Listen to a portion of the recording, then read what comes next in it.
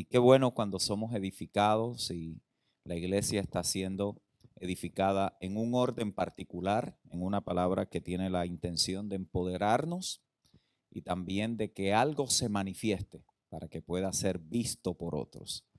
Y de eso es que yo quiero hablarle un poco hoy. Quiero hablar sobre la gracia y ser bendición. Dígalo conmigo, la gracia y ser bendición.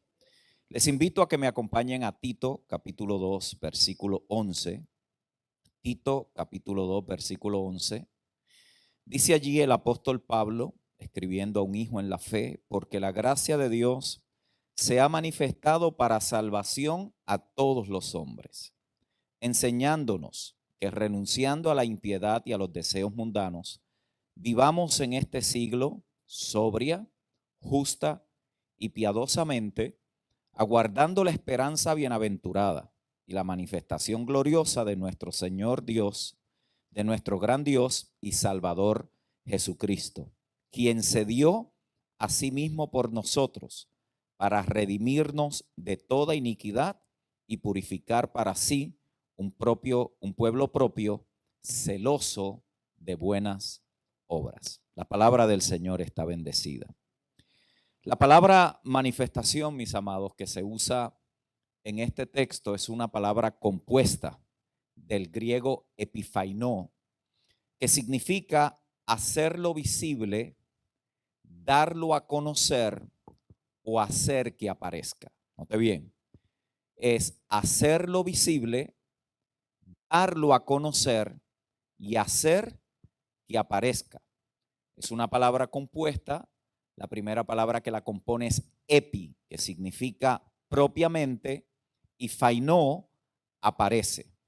Si esa palabra se fuese a traducir literalmente, como aparece en el idioma original, tendría que decir aquello que aparece para lograr el propósito apropiado. No aparece por aparecer, no se da a conocer por darse a conocer, aparece para dar a conocer, para manifestar, para lograr el propósito apropiado. Para propósitos de mi temática hoy, me voy a concentrar precisamente en las acciones que una iglesia local debe de poder ejercer para hacer bendición y cómo es posible que la gracia es lo que empodera a esa iglesia para poder hacer esa aparición que se necesita para que la gente pueda ver las buenas obras a las cuales nosotros hemos sido llamados. La manifestación de las acciones que una iglesia debe ejercer va a requerir, mis amados, un empoderamiento. Y es ese empoderamiento a lo que el apóstol Pablo le llama la gracia. La gracia no es una doctrina, aunque se puede estudiar sistemáticamente.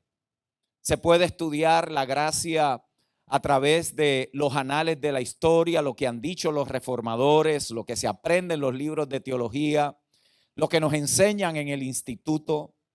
Pero cuando miramos en la escritura, mis amados hermanos, la gracia es mucho más que un sistema de creencias.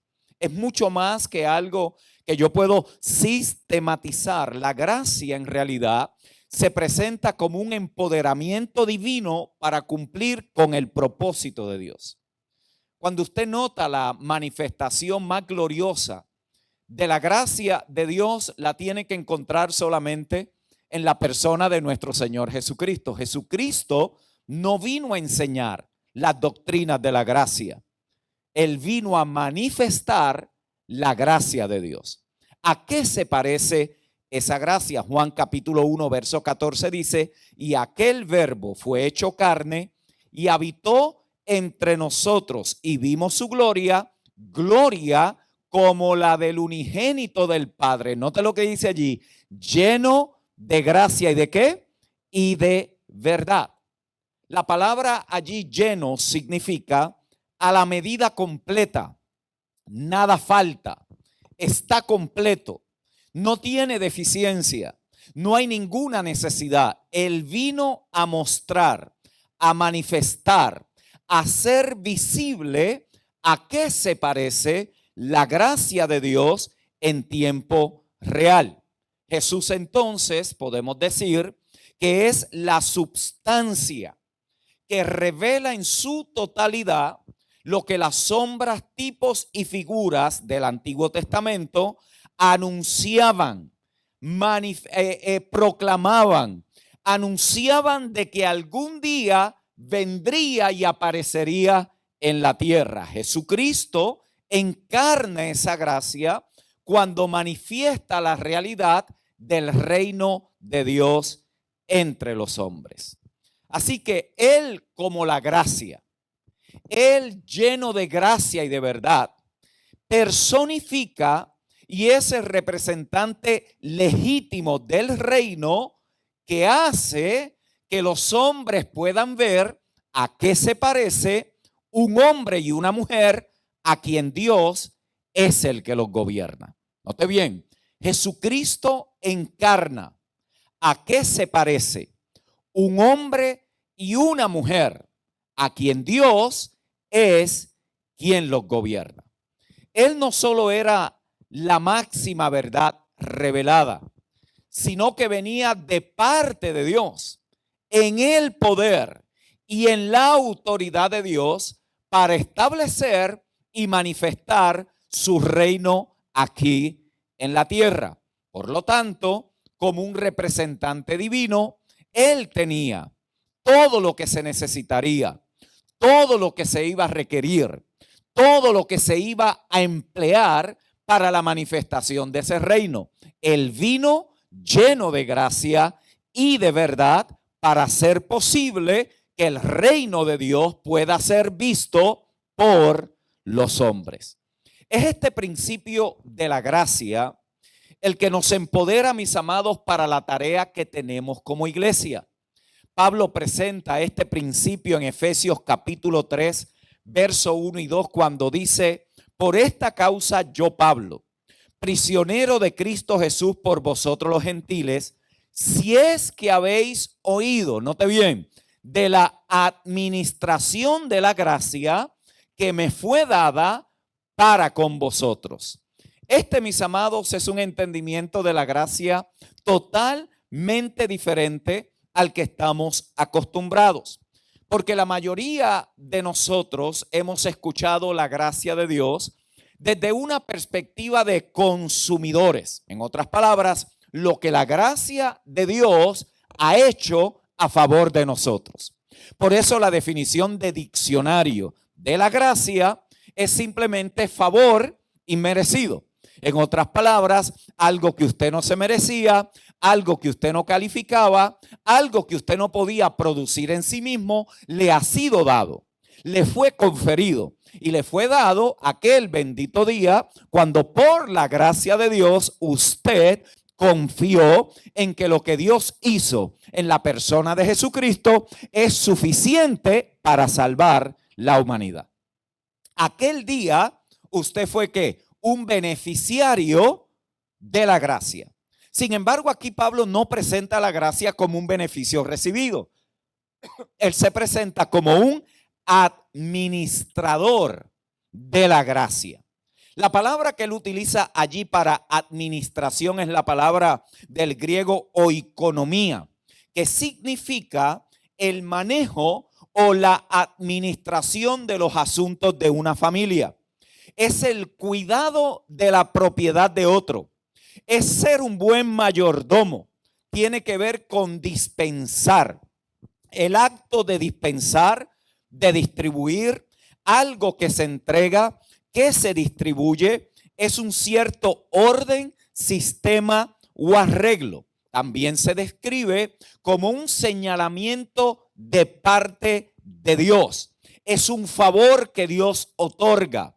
Es un orden o tiempo divinamente establecido. De esa palabra oikonomía es donde usted y yo tenemos la palabra economía.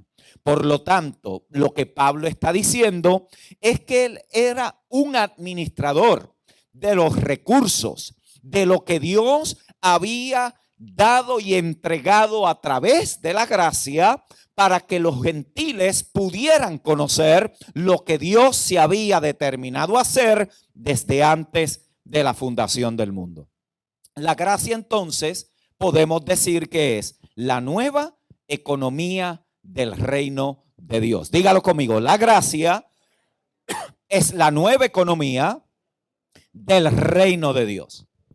La gracia es la que nos imparte el poder, la autoridad como iglesia que vamos a necesitar para hacer bendición.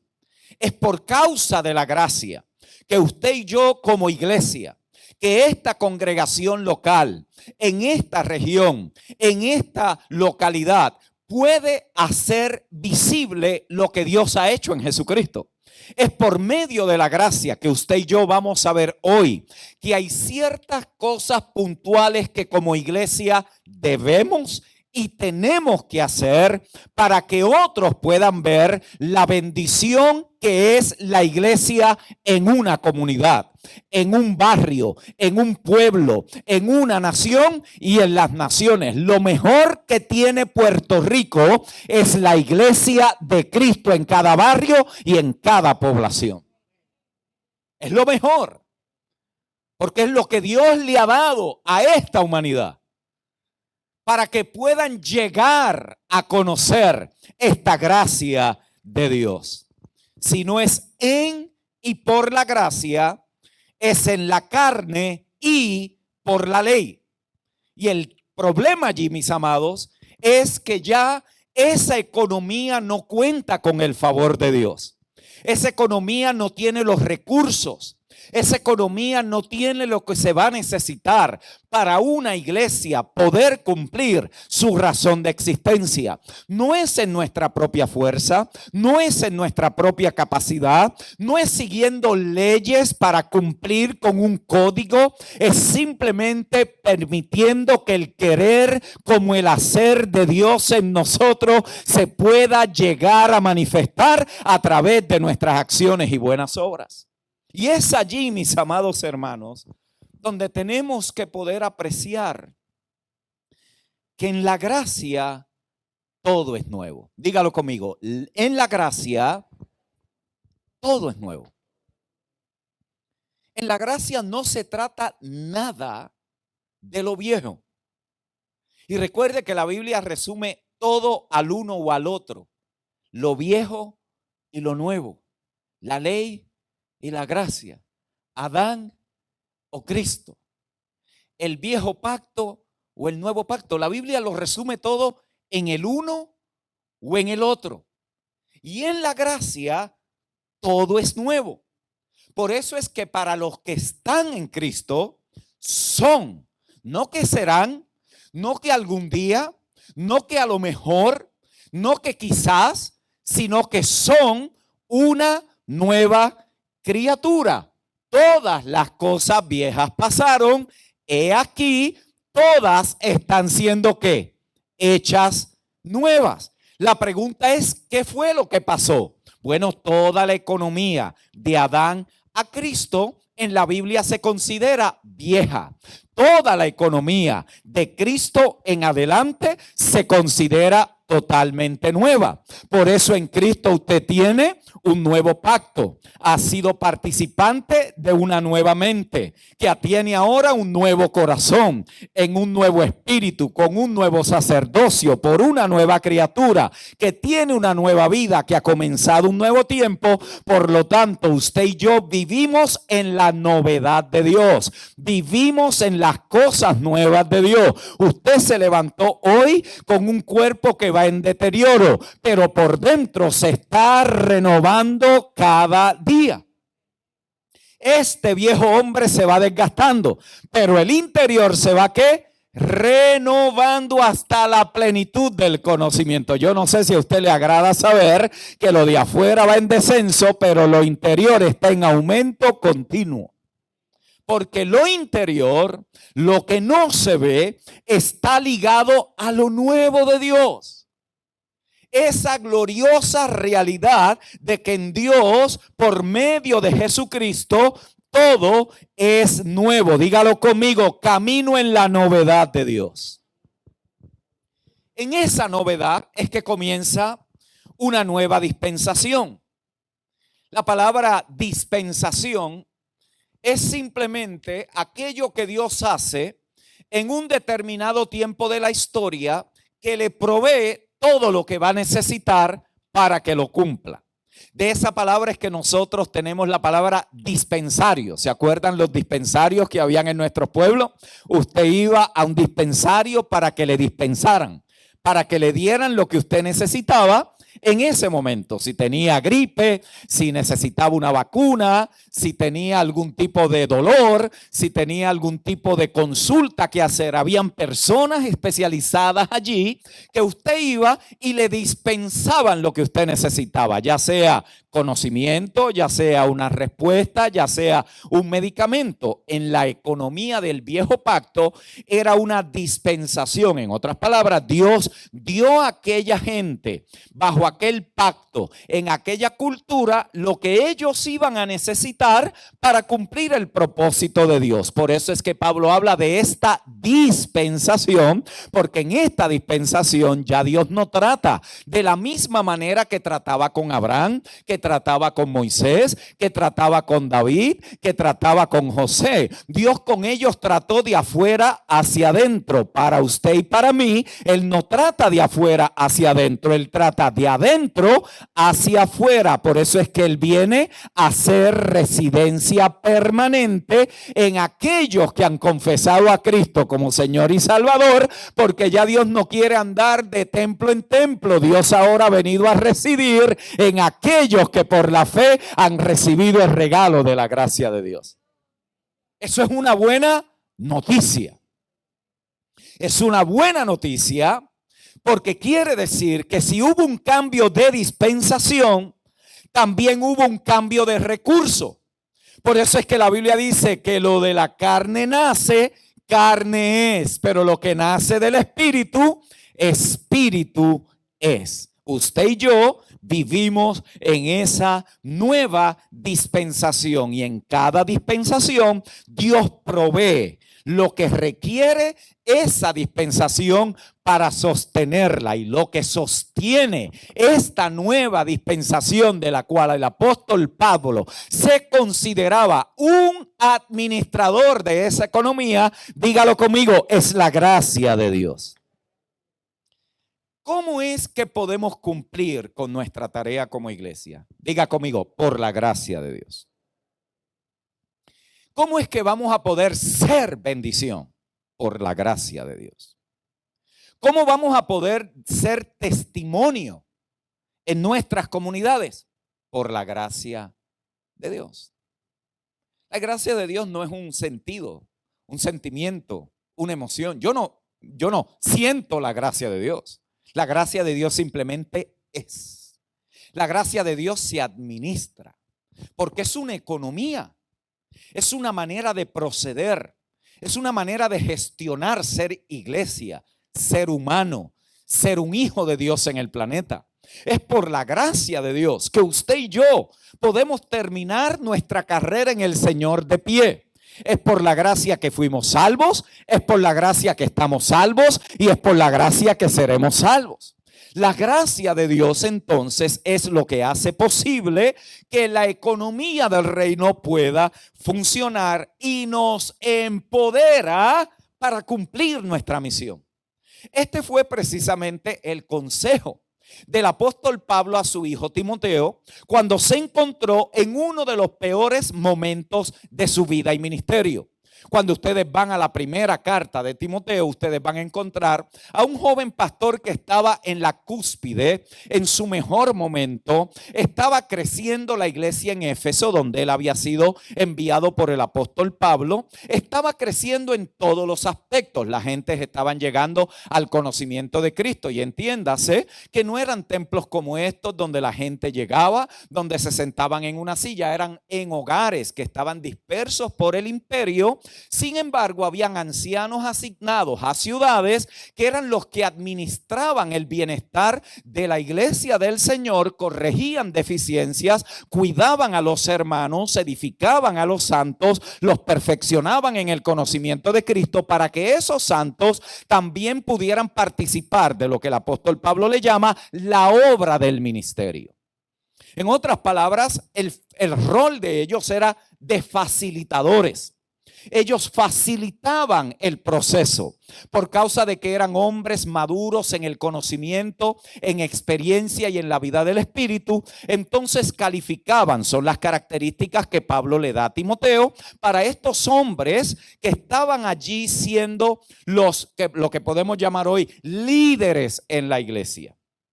Este joven Timoteo era uno de ellos, era un anciano que había sido identificado como un hijo apostólico de Pablo que cargaba la misión paulina de evangelizar, de edificar y de perfeccionar las regiones. Este muchacho entró en crisis. Por eso cuando usted lee de la primera epístola, que comienza con instrucciones en cómo administrar los asuntos espirituales de una iglesia, a la segunda epístola, que lo primero que se le dice es: Dios no te ha dado espíritu de temor. ¿Qué fue lo que pasó entre la primera y la segunda? Hubo un cambio de gobierno. Un emperador de los más crueles en la historia, llamado Nero, persigue a la iglesia cruelmente. Los hermanos están atemorizados. La gente está corriendo por su vida. Muchos están, como dice el mismo texto, naufragando en la fe. Otros están regresando. Otros están confundidos. Otros están esperando que aparezca el Mesías, que vuelva otra vez, que nos saque de esta miseria. Y Pablo encuentra que Timoteo había permitido que lo que estaba sucediendo afuera se le metiera por dentro. Yo creo que usted está de acuerdo conmigo que cuando nosotros permitimos que lo que nos rodea comience a gobernar nuestros pensamientos, nuestras imaginaciones, nuestros sentimientos, nuestras emociones, entramos en estados de pánico, ¿sí o no? Entramos en condiciones donde muchas veces hasta cuestionamos: ¿qué será lo que Dios puede estar haciendo en esto? ¿Por qué estaremos pasando por aquí? Bueno, Timoteo no era un superhombre, no era un robot. Timoteo era un hombre como usted y como yo. Era un ser humano que siente, padece, que le da miedo. Y el apóstol Pablo identifica, él estando preso, le llega la noticia que Timoteo le están temblando las piernas, que quiere dejar de congregarse, que no sabe si va a poder seguir hacia adelante. Y Pablo inmediatamente le dice: Timoteo, Dios no te ha dado espíritu de temor, sino de poder, de amor y de dominio propio. Lo consuela. De hecho, la asignación para ustedes es encontrar las 14 exhortaciones que Pablo le hace a Timoteo cuando se encuentra en su peor momento de vida. Son consideraciones apostólicas para la iglesia en cualquier tiempo cuando hay cambio de realidades. Cuando las cosas parece que no van a marchar otra vez igual. Cuando parece que todo se estancó, que todo va cuesta abajo, que parece que no tenemos solución al dilema. Nos hace bien ir a la primera y a la segunda carta de Timoteo para encontrar por qué él le dice que Dios le ha dado espíritu no de temor, por qué Dios le dio dominio propio, porque él no se tenía que avergonzar de las prisiones de Pablo, por qué no podía seguir detrás de sus pasiones, por qué tenía que amar, cuidarse, predicar la sana doctrina, porque todo esto, mi amado hermano y hermana, es lo que mantiene a una congregación mirando hacia el blanco soberano de Cristo el Señor y no las cosas que nos rodean, que son temporeras. Pablo exhorta a Timoteo y también le dice en el capítulo 2, verso 1 de la segunda carta: tú pues, hijo mío, esfuérzate en la gracia que es en Cristo Jesús. ¿Qué tenía que hacer Timoteo? Esforzarse. La palabra allí en el griego es endinao, que significa recibe fuerza, poder, internamente empoderado. En otras palabras, Timoteo, estás temblando, quieres salir corriendo, las cosas cambiaron, no estabas preparado para esto, pero hay un solo recurso que vas a necesitar para esos momentos de incertidumbre, de temor, de duda, de conflictos emocionales y sentimentales. Timoteo, esfuérzate en la gracia de nuestro Señor Jesucristo, porque cuando tú te fortaleces en ella, tu espíritu, alma y cuerpo encontrarán balance en la realidad de Dios. ¿Cuántas veces, mis amados, hemos tenido que recurrir a esa realidad, a permitir que seamos fortalecidos internamente? Internamente. Es la exhortación de los apóstoles para la iglesia en todos los tiempos. El escritor de la carta a los hebreos, que yo creo que fue Pablo, por estudio y por investigación, le dice: acercaos confiadamente al trono de la gracia, porque allí van a encontrar ¿qué? Misericordia para el oportuno socorro. Allí Dios los va a consolar, allí Dios los va a fortalecer, allí Dios va a estar con ustedes siendo como uno de nosotros. ¿Por qué? Porque no tenemos un sumo sacerdote que no puede compadecerse de nosotros, sino uno que vivió tal y cual nosotros, pero resucitó al tercer día y ha sido coronado Señor del universo. Es allí donde nos fortalecemos. Es allí donde toda congregación encuentra la gracia que necesita para ser bendición. La pregunta que nos tenemos que hacer, mis amados hermanos y hermanas, es: ¿a qué se parece eso en una iglesia local? ¿Qué cosas, qué características? ¿Cómo esta congregación sabe si está cumpliendo con la misión de Dios para ella? ¿Cómo lo sabemos? ¿Cómo sabemos que nosotros estamos aprovechando el tiempo los domingos y los miércoles? ¿Cómo sabemos que estamos siendo eficaces y eficientes en la misión de Dios? ¿Qué características deberían de estar allí para nosotros saber que somos bendición? Porque de aquí dentro es fácil decir lo malo que está allá afuera, ¿sí o no? Es un guame. Criticar las tinieblas desde afuera es fácil. Es cuando uno regresa a esa realidad, cuando vuelve a esos escenarios. ¿Cómo somos iglesia? No aquí dentro. ¿Cómo somos iglesia allá afuera? ¿Qué cosas debemos de tener presente? Si eso ha de ser una realidad para nosotros, hermanos, entonces tendremos que redescubrir lo que es ser iglesia. La palabra que Pablo escoge muy puntualmente, estos apóstoles no escribían por escribir, eran intérpretes de lo que el Espíritu quería comunicar a la iglesia en todos los tiempos. La palabra que él utiliza es la palabra eclesia. Y no nos debe de extrañar, porque esta palabra, y la vamos a ver, en su significado y contexto original, explica exactamente para qué y por qué existe la iglesia. La palabra eclesia, en la forma más simple de su definición, es el grupo de personas que se reúne públicamente en contextos locales como discípulos de Cristo. Escuche bien esto. Es el grupo de personas que se reúnen en contextos locales como discípulos de Cristo. Si esto es así, entonces de todas las congregaciones en esta parte del hemisferio, para usted y para mí que está comenzando el domingo, ya en otras partes del mundo es lunes. Para nosotros hoy domingo, la familia de Dios, los discípulos de Cristo se reúnen en esta localidad para seguir aprendiendo a cómo ser iglesia, a cómo ser los agentes de Dios en este mundo. Esta palabra se usa 115 veces en el Nuevo Testamento y la mayoría de las veces se traduce como iglesia y en otras como asamblea. En el griego clásico, esta palabra significaba una asamblea de ciudadanos que se reunía públicamente para legislar una causa o propósito en particular. Note bien, ya de repente comienza a tener otro sentido. No nos congregamos nada más para escuchar un mensaje.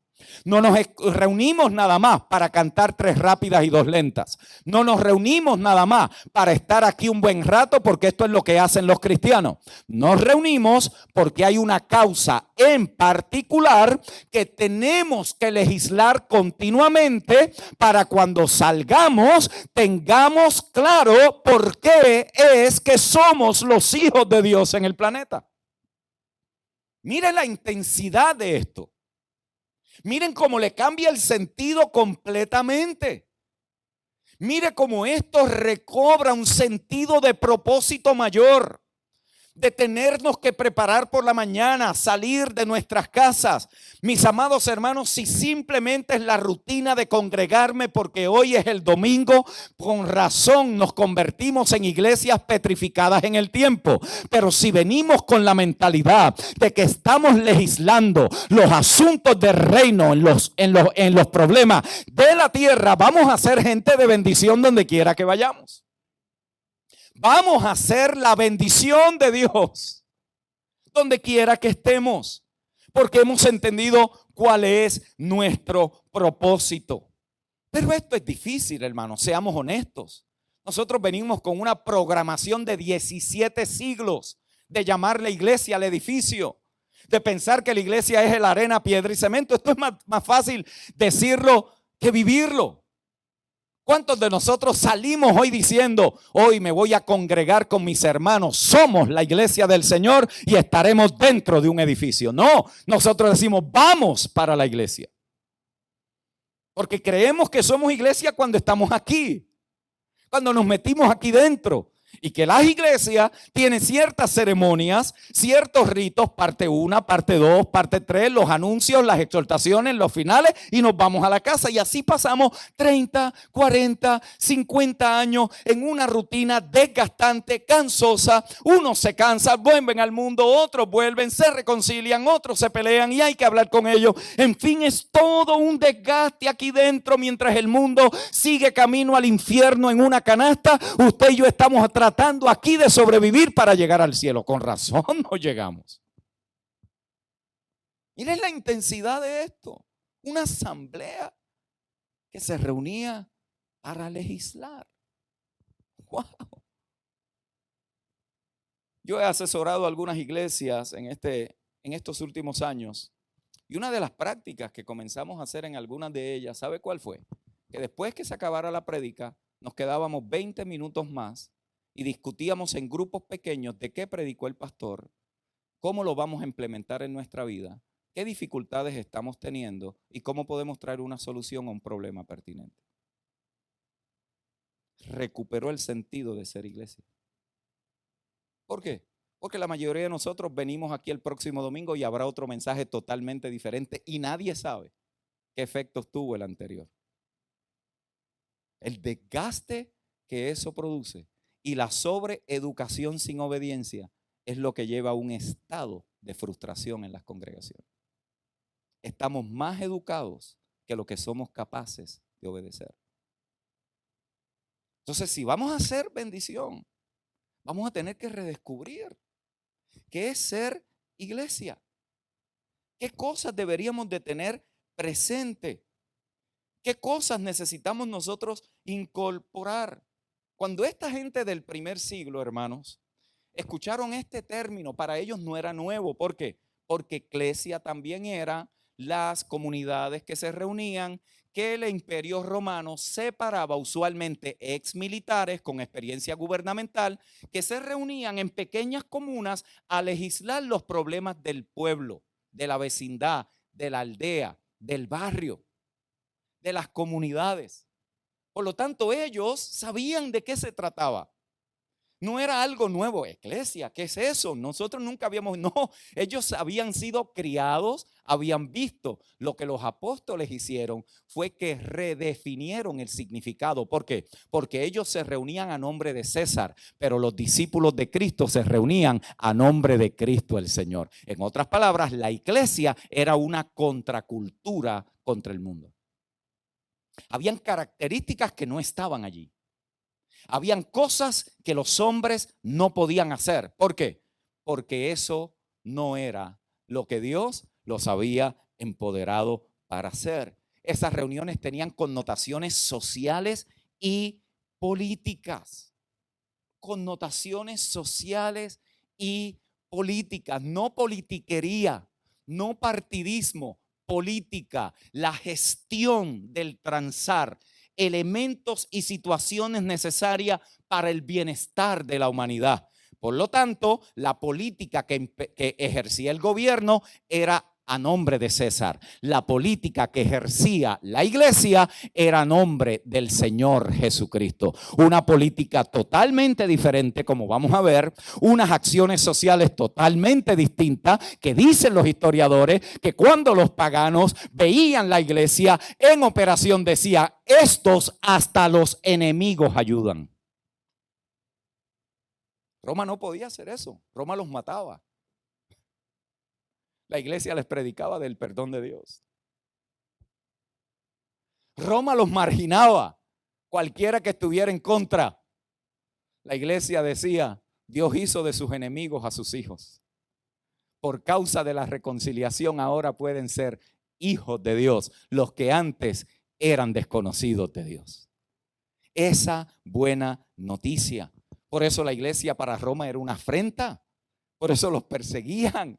Por eso los desplazaban, por eso los emperadores en muchas ocasiones, muchos de ellos hasta el siglo IV, solamente cuando hubo una negociación que ha sido fatal para la iglesia del Señor a través de la historia, pero hemos tenido que vivir con ella, aprender a manejarnos. Cuando la iglesia salió de las calles para meterse en los templos, empezó el declinamiento, la separación, la división, las doctrinas, los nombres. Tú eres tal, yo soy cual, este es del otro, aquel es lo otro. Y como hemos estado, mis amados, 17 siglos después, tratando de recuperar un sentido de lo que es ser iglesia de Dios en el planeta.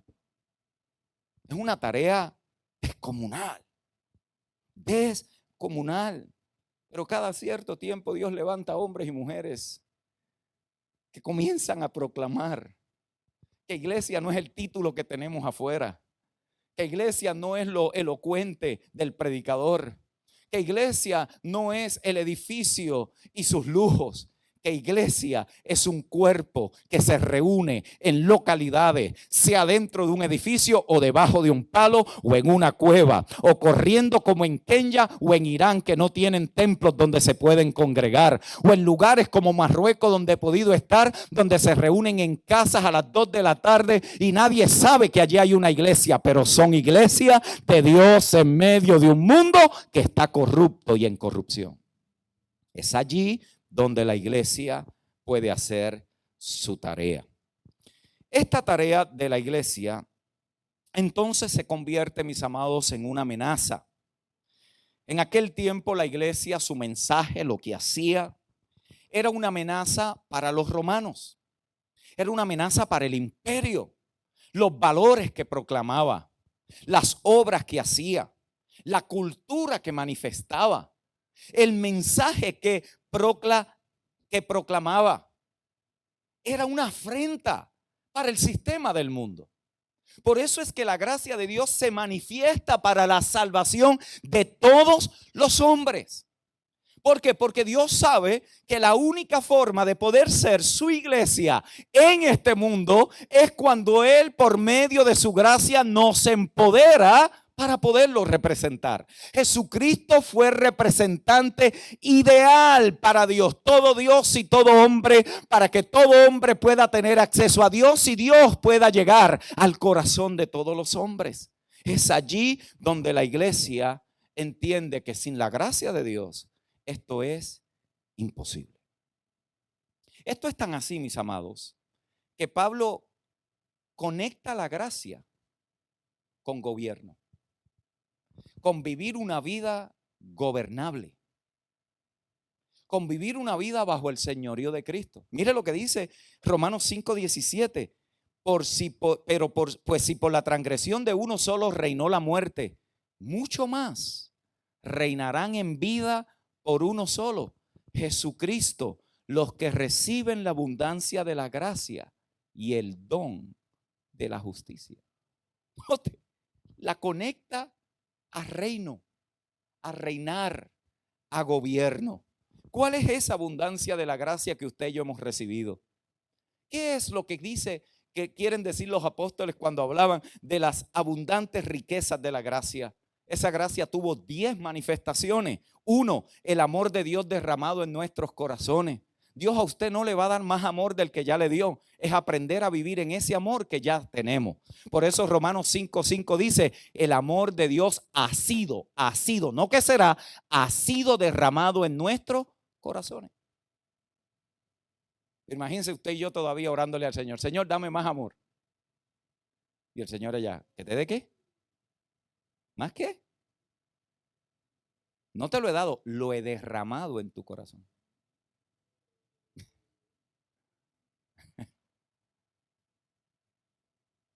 El amor de Dios derramado en nuestros corazones. Una manifestación de la gracia, otra manifestación, el perdón de nuestros pecados, la salvación de nuestras almas, unión con Cristo, la aceptación a la familia de Dios. Ya no somos extranjeros, ya usted no se debe de sentir como que, aunque no tenga ni papá ni mamá o lo crió, qué sé yo quién lo crió, pero usted al venir a Cristo, usted ahora es parte de la familia de Dios, la familia más poderosa que hay sobre la tierra, que su apellido no depende de la cuenta de banco, sino de lo que Dios ha hecho desde antes de la fundación del mundo. A mí me agrada saber que mi pedigrí espiritual es de los cielos. La familia de Dios. La santidad misma, que es Cristo, nuestra santificación, eso es una muestra de la gracia.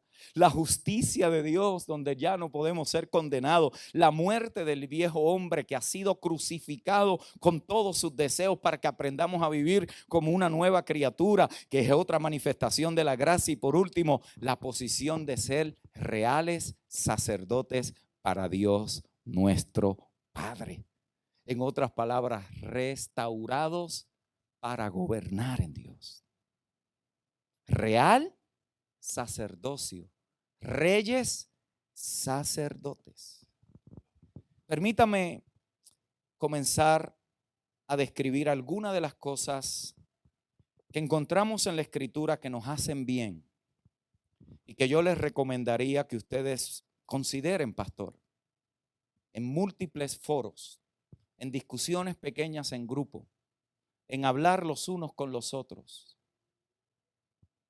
en dialogar sobre cómo estas cosas se pueden hacer real en nosotros, cómo las podemos encarnar, porque después de todo ya hemos recibido esa gracia para poderlo hacer.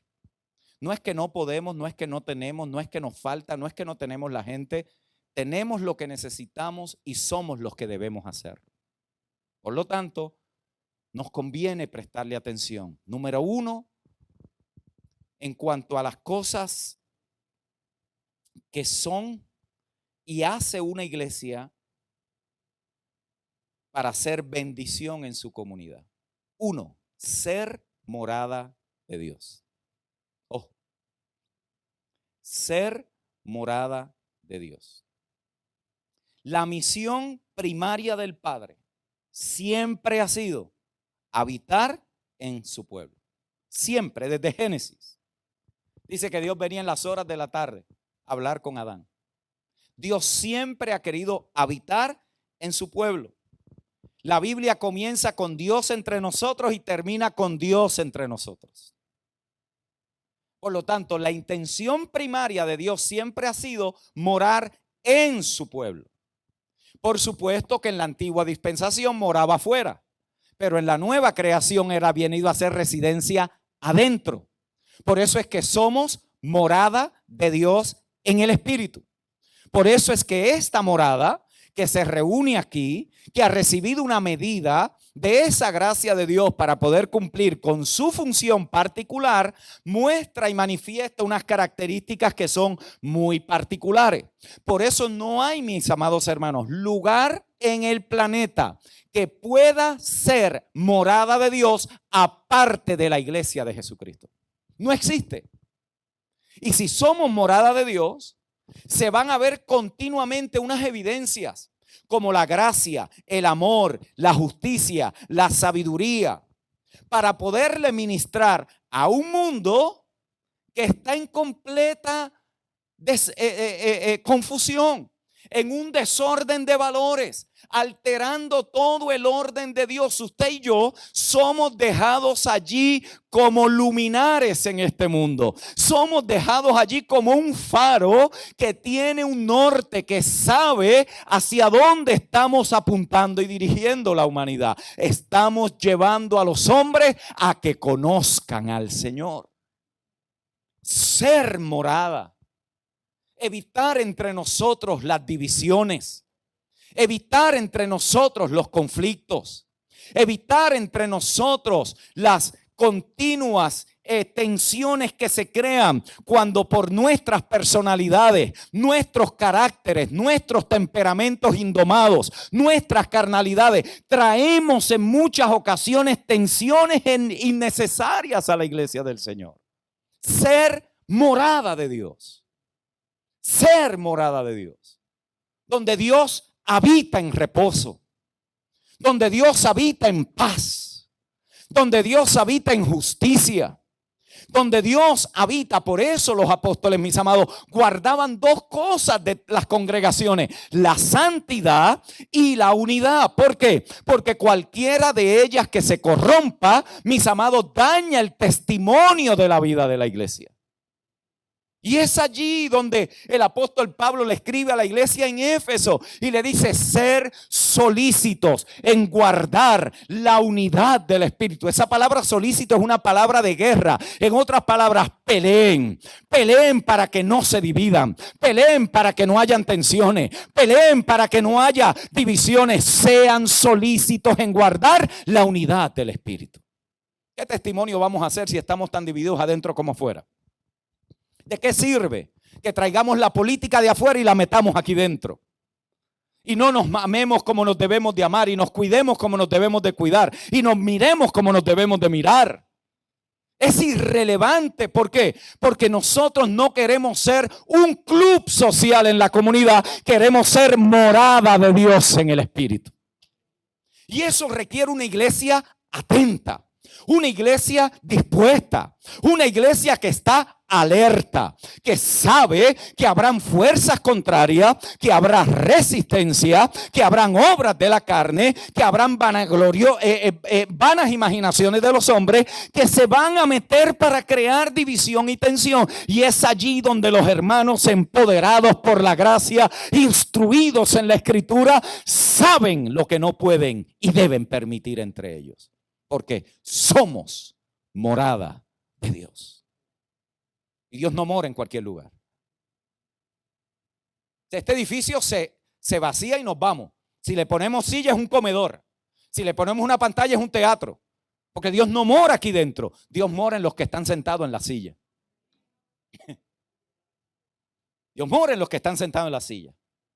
El lugar lo cuidamos, lo actualizamos, lo hacemos propio. Miren qué belleza quedó esto aquí. El trabajo que se ha hecho, todos los que colaboraron en esto, la iniciativa de Brian, del pastor, de los líderes, el poder actualizar esto. Pero esto no es para que nos enamoremos de esto. Debemos de vivir enamorados de la gente. ¿Por qué? Porque es la gente la que ha sido llamada a ser morada de Dios. Y esa morada se reúne aquí, Y esa morada queremos que tenga una buena experiencia. Y esa morada que vea las pantallas y tengamos el mejor sonido posible y tengamos todo lo que vamos a necesitar. Pero después que esto se acabe, mi amado hermano, usted y yo somos iglesia del Señor con luz, con plataforma, sin plataforma, con sonido, sin sonido, en la casa, en el barrio, en el campo, en el banco, donde quiera que estemos, somos la morada de Dios dispersa a través de toda esta región. Qué glorioso ser morada de Dios. Así que la primera tarea de una congregación es asegurarse que las condiciones de la morada se preservan. La justicia, el gozo, el amor, la paz. Lloramos con el que llora, reímos con el que ríe, celebramos la victoria de los hermanos y estamos con ellos en el funeral. Cualquiera que sea la experiencia humana en cualquier extremo, ahí está la morada de Dios haciendo presencia entre los hombres.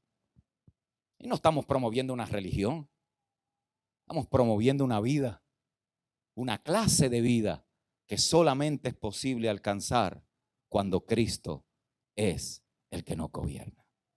La segunda cosa que esta gente sabía es que la iglesia, para ser bendición, empoderada por la gracia, tiene que entender que es ser un reino político.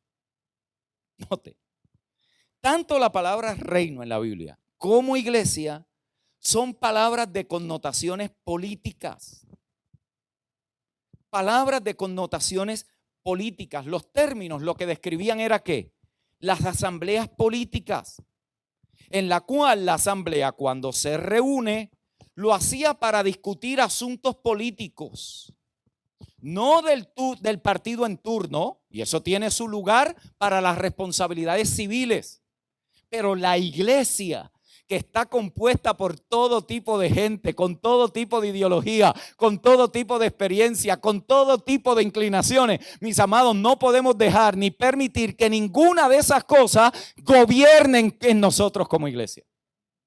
Eso tiene su lugar para la sociedad en responsabilidad cívica, en responsabilidad social, pero la iglesia como un ente, como una asamblea que discute los asuntos políticos del reino de Dios en la tierra, vive por encima de la política del mundo. Ojo, por encima. A mí no me importa de qué partido usted es, a mí lo que me importa es si usted está bajo el señorío de Cristo. Porque esa es la política que cuando venimos aquí discutimos. Yo le estoy hablando de política desde que empecé hasta ahora. Porque le estoy hablando de los asuntos de otros reinos. De otra economía. De otro señor. De otro señor. De otro rey. Que demanda obediencia, fidelidad, perseverancia, de otro Señor totalmente diferente, que no te trae un poquito de arena a la casa, sino que dio su vida para rescatarte de la corrupción del mundo. Yo creo que usted iba a decir amén a eso. Gracias a Dios por los que nos ayudan, pero ninguno murió por nosotros. ¿O sí? Gracias a Dios, porque al nuestro lo crucificaron por nosotros, lo sepultaron por nosotros, pero al tercer día resucitó por nosotros y nos hizo sentar con Él en los lugares celestiales. Diga conmigo, eso es una buena noticia. Una buena noticia. Note, la misión de la iglesia es política, de adentro hacia afuera. Y como toda política está gobernada por leyes, está gobernada por estatutos, por una serie de conceptos que la caracterizan. Toda política tiene una plataforma sobre la cual se construye la vida, se construye la ideología. La iglesia también la tiene. La iglesia tiene una política poderosa. Se la voy a describir. Tenemos una nueva adoración, no al rey, no a un imperio, sino a Cristo el Señor. No a César, sino a Cristo el Rey. Tenemos una nueva ley, no una ley que condena, sino una ley que da vida, la ley del Espíritu de vida en Cristo el Señor. Tenemos un nuevo rey que no es electo por la mayoría. Él es Rey, Señor, soberano de los cielos y la tierra. Tenemos una realidad en la iglesia, que tenemos una nueva paz que no la ofrece los bienes de este mundo, que no la ofrece los recursos de este mundo. Es una paz que solo el Señor nos da. Mi paz os dejo, mi paz os doy. No se la doy como el mundo la da. Es una paz que gobierna en los mejores momentos y en los peores momentos de la vida. Tenemos también una nueva justicia, no la que administran las cortes de la tierra, sino la que administra el juez santo y justo. Tenemos una nueva economía. ¿Por qué? Porque en esta nueva economía tenemos una nueva forma de administrar la vida. Aquí no venimos solamente, mis amados, para aprender cosas de carácter que tiene que ver con lo espiritual. Aquí aprendemos a ser buenos mayordomos de la vida, cómo administrar nuestro tiempo, nuestros recursos, nuestras finanzas, cómo aprender las corrupciones del mundo para endeudarnos, para mantenernos presos y cautivos de la deuda, hacernos esclavos de las deudas, para que vivir una mejor clase de vida cuando no la podemos sostener. Aquí aprendemos a ese dominio propio. Aquí aprendemos, mis amados hermanos, cómo desde que comenzamos a manejar dinero, cómo ser buenos administradores, cómo prepararnos para el futuro como la hormiga, cómo administramos lo que tenemos, cómo podemos financiar la obra de Dios en esta generación para que no falte nada de lo que debemos de hacer, porque hay un grupo de personas que son buenos administradores. En la iglesia se aprende eso. En la iglesia se aprende eso. Se aprende que Daniel estuvo también en un foso de leones, y también se aprende a cómo interpretar esos leones en el foso del siglo XXI. Se aprende en la iglesia. ¿Por qué? Porque estamos manejando la política del reino de Dios. También tratamos con una nueva forma de vida que se caracteriza por el entendimiento, el conocimiento, la sabiduría de Dios, que aprendemos a mirar la vida a través del lente de la palabra del Señor, y no somos gobernados ni dejados llevar por cualquier viento de doctrina. Somos gente entendida. Eso tiene que ver con la política del reino. El venir, el hacer aquellas cosas que debemos hacer para que nuestras vidas estén alineadas a esa economía. Tercera cosa que cada iglesia, y esta en particular, puede y debe ser para hacer bendición: vivir sujetos al gobierno de Cristo el Rey. La iglesia, mis amados, es solo iglesia a la medida que los que la componen estén sujetos al Señor. No hay más. La iglesia solo puede llegar a ser iglesia a la medida que los que la componen estén sujetos al Señor. Porque esto no es un asunto de hacerlo bien cuando el pastor está. Esto es un asunto de honrar al Señor con la vida. Es un asunto de vivir, ¿qué? Sujetos al Rey. Por eso es que le llamamos el Señor, a quien sujetamos voluntariamente nuestra vida para ser instruidos, para como discípulos de Cristo aprender. Vivimos para Él. Pablo decía: en Él somos, en Él vivimos y en Él nos movemos. Cristo el Señor de nuestra vida. Cristo el Señor de nuestras familias. Cristo el Señor de nuestras finanzas. Cristo el Señor de nuestra educación. Cristo el Señor de nuestra iglesia. Cristo el Señor de todos nuestros asuntos. Cristo el Señor cuando tenemos que tomar decisiones de carácter moral y cuando tenemos que tomar decisiones de carácter social. Cristo el Señor. Él no es una nota al pie de la página. Él es el Señor de nuestra vida. En Él somos, en Él vivimos y nos movemos. Por lo tanto, nuestra respuesta siempre va a estar en el Señor. Ahora imagínense que como iglesia nosotros tengamos foros donde alguna de esas decisiones que trascienden en la vida, que son importantes, decisiones de salud, médicas, familiares, matrimoniales, hayan ancianos entrenados en poder legislar esos asuntos, mis amados, y que traigamos la sabiduría de Dios a esos escenarios. ¡Wow!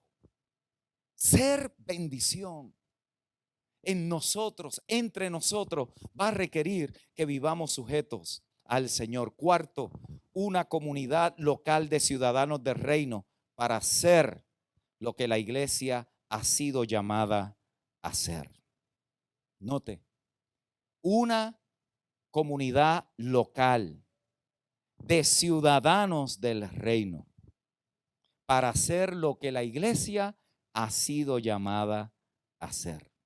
Como ciudadanos del reino de Cristo el Rey, no hay nada, mis amados, más importante que una iglesia pueda hacer que reunirse para hacer lo que solo la iglesia puede hacer. No existe. La pregunta es, ¿qué referencia tenemos para esto? Porque recuerde, nuestra referencia de iglesia es lo que hemos visto a través de los años. Nada malo con eso, excepto que muchas de esas cosas son más tradiciones que hemos adoptado que convicciones por las cuales vivimos. Por lo tanto, a nosotros nos conviene a veces hacer una revisión histórica, ver cómo comenzó esto, qué características habían, qué cosas distinguió a la iglesia del primer siglo que la separó de las asambleas del imperio para ser identificadas como comunidades de hijos de Dios.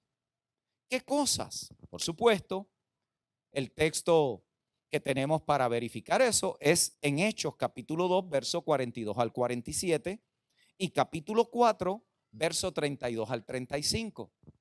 Se lo voy a resumir porque ya estamos terminando y cerrando, pero lo que quiero que ustedes vean es que en realidad, cuando usted suma lo que eso contiene, da una sola cosa.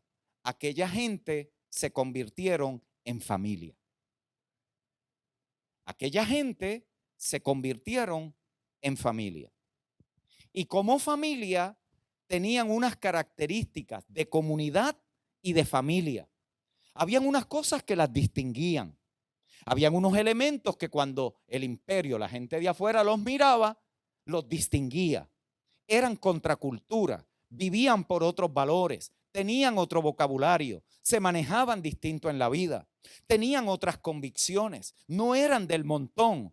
Eran gente que estaban entre ellos, por eso le costó persecución, por eso le costó la vida. Gracias a Dios nosotros no tenemos que preocuparnos de eso porque no vivimos en ese contexto en esta parte del mundo. Si usted se va a otra parte del mundo, su fe le cuesta la vida, su fe le cuesta la herencia de su familia, su fe le cuesta estar en la comunidad, ser parte de la ciudadanía. Acá no, nosotros vivimos en repúblicas democráticas, gracias al Señor por eso. La mayoría de nosotros, si nos mueven a uno de esos países, se nos desmantela la fe que decimos que profesamos. ¿Por qué? Porque es una fe de conveniencia. Voy cuando quiero, estoy cuando me llamen. Si no me llaman, pues si voy. Si no voy, que no me gustó, que aquel no me saludó. Todas esas infantilías que nosotros tenemos en esta parte del mundo, allí uno no tiene el lujo para eso. ¿Por qué? Porque tú decir nada más que confiesas a Cristo como Señor es equivalente a costarte la vida. ¿Yo? Entonces esta gente vivieron esa realidad. Y miren algunas de las cosas que ellos mostraron. Estaban reunidos formándose en un mensaje apostólico, que no tiene nada que ver con títulos de apóstol.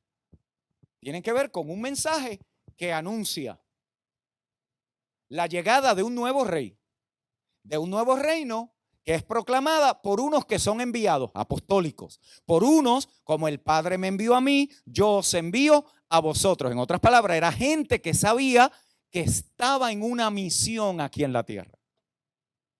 Ellos sabían que el mensaje apostólico los lanzaba, los impulsaba a tener que ir y comunicar.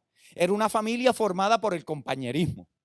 Era una gente que pasaban tiempo juntos, que comían juntos, que partían el pan juntos, que compartían la palabra juntos, algo como esto. Esta es la belleza de las reuniones de los domingos. Nosotros las hacemos tipo teatro, ¿no? Donde ustedes están mirando a un orador o un comunicador, un predicador, como usted le quiera llamar, desde aquí hacia allá. Usted está pasivamente escuchando lo que yo le estoy diciendo. No sé qué van a hacer después con esto, pero eso es lo que uno asume. La gente vino, escuchó el mensaje y se va para su casa. Allí no era así. El compañerismo y el compartir la palabra era en las casas, no era en un auditorio, no era sentado en silla, era en las casas, en pequeños grupos, donde esos pequeños grupos se reunían y allí compartían la cena del Señor, que no era una hostia y un poquito de vino, era una cena. Y en esa cena, ¿qué estaban anunciando? Que allí estaba el rico, estaba el pobre, estaba el educado, el ineducado, estaba el esclavo, estaba el amo. En otras palabras, aquello era un pequeño cielo que se estaba reuniendo en una casa.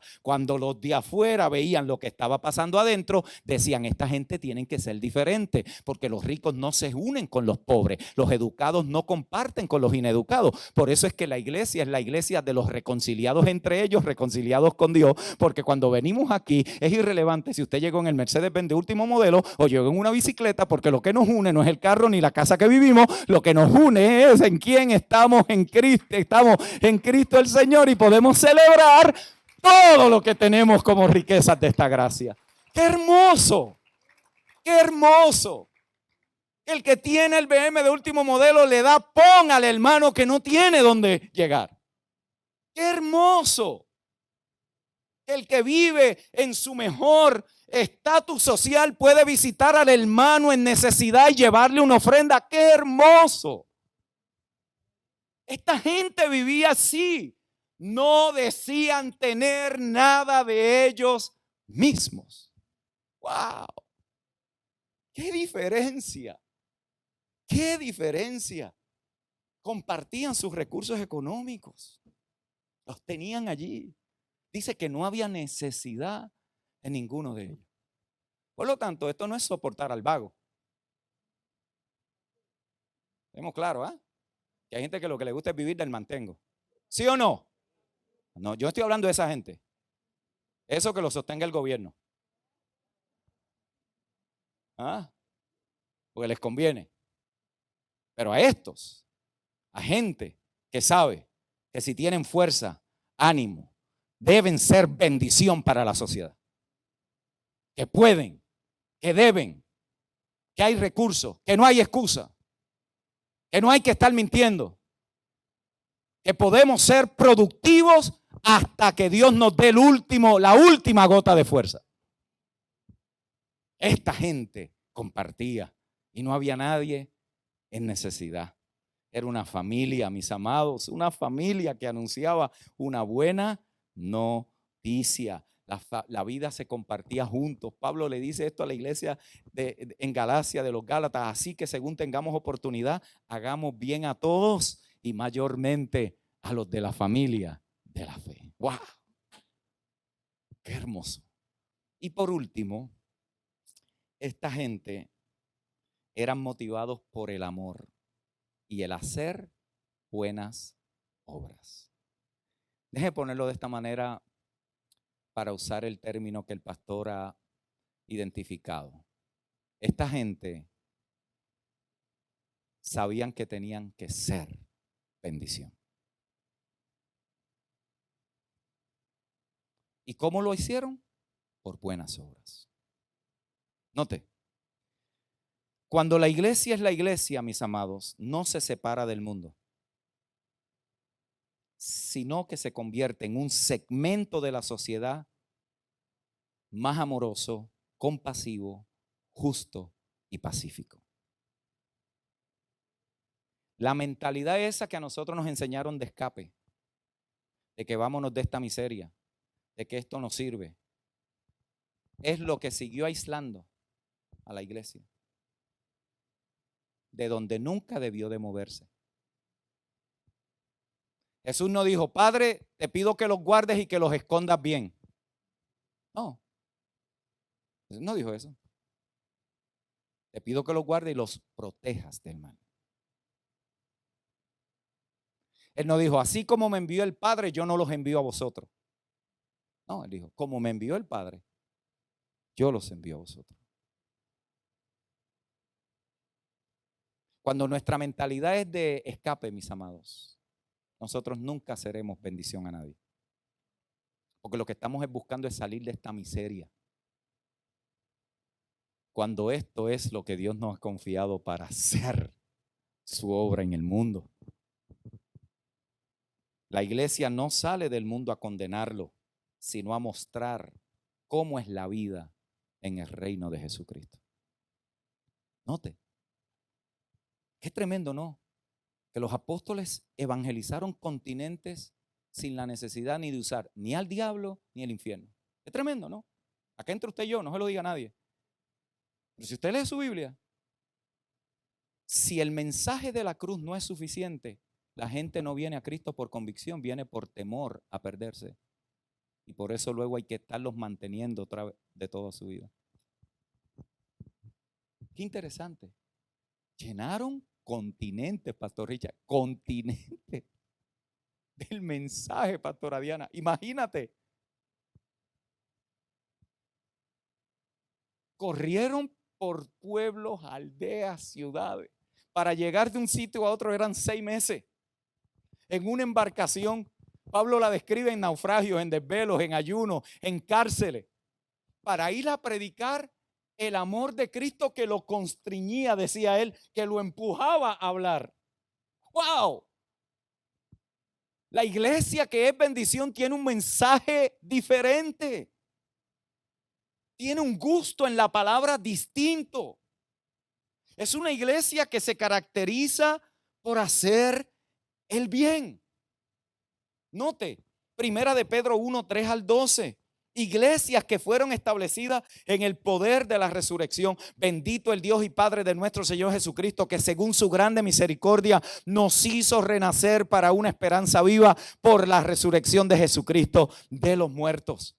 Luego en el verso 13 de ese mismo capítulo los llama a vivir una vida santa y les dice: por tanto, ceñid los lomos de vuestro entendimiento, sed sobrios y esperad por completo en la gracia que se os traerá cuando Jesucristo sea manifestado. En el capítulo 2 les dice cómo ellos tenían que vivir y comportarse en el imperio romano. Amados, yo ruego como extranjeros y peregrinos que os abstengáis de los deseos carnales que batallan contra el alma, manteniendo vuestra manera de vivir entre los gentiles, para que en lo que murmuren de vosotros como de malhechores, glorifiquen a Dios en el día de la visitación al considerar vuestras buenas obras.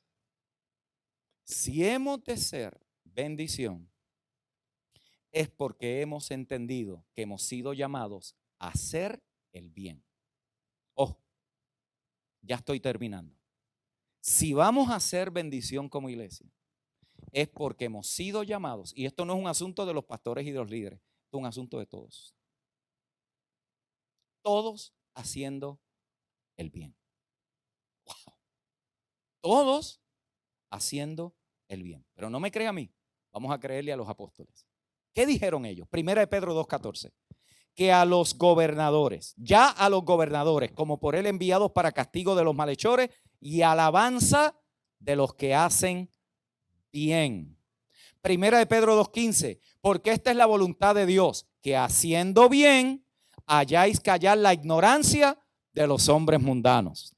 Primera de Pedro 2:20, porque qué gloria es si pecando sois abofeteados y lo soportáis, mas si haciendo lo bueno sufrís y lo soportáis, esto ciertamente es aprobado delante de Dios. Primera de Pedro 3:6, como Sara obedecía a Abraham llamándole Señor, de la cual vosotros habéis venido a ser hija, si hacéis el bien sin temer ninguna amenaza. Primera de Pedro 3:17, porque mejor es que padezcáis haciendo el bien, si la voluntad de Dios así lo quiere, que haciendo el mal. Primera de Pedro 4:19, de modo que los que padecen según la voluntad de Dios encomienden sus almas al fiel Creador y hagan el bien. Wow. Una iglesia que es bendición es una iglesia que continuamente está haciendo el bien a su comunidad, el bien con alianzas estratégicas, el bien con recursos inmediatos que se le pueden proveer, el bien por medio de cada uno individual y todos nosotros juntos.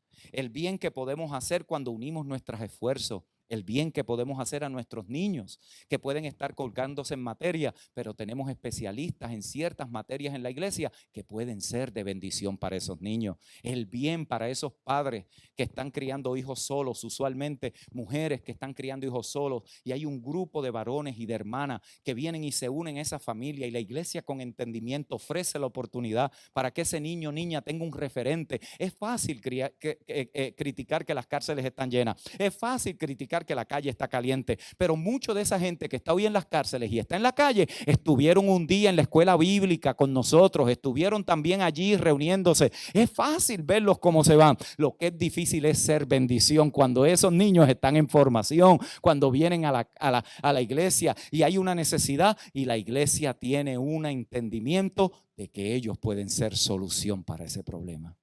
Ser y hacer el bien.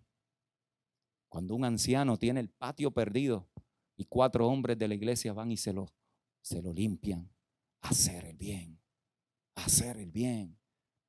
Cuando la ancianita, que los hijos no vienen a la casa, que no van y van y le visitan, sea quien sea, popular, independentista, PNP, creyente, no creyente, nos llamaron a hacer el bien.